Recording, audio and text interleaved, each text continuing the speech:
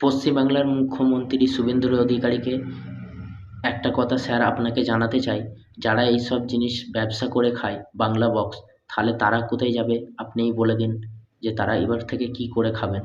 এটা আপনিই বলে দিন, যেহেতু আপনি এই জিনিসটা বন্ধ করেই দিয়েছেন, তাহলে এবার আপনি বলুন তারা কোথায় যাবে, কি করে খাবে।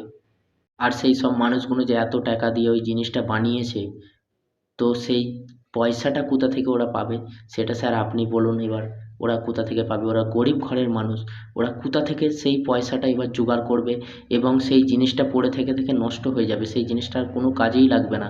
তাহলে এবার সেই সব মানুষগুলো কি করবে, কোথায় যাবে, কি করে তাদের সংসার চালাবে, স্যার আপনি বলুন কি করবে এবার তারা।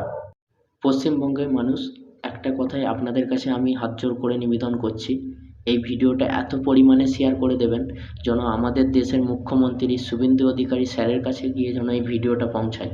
তার জন্য আপনাদের কাছে হাত জোড় করছি, এই ভিডিওটা প্রচুর পরিমাণে শেয়ার করুন।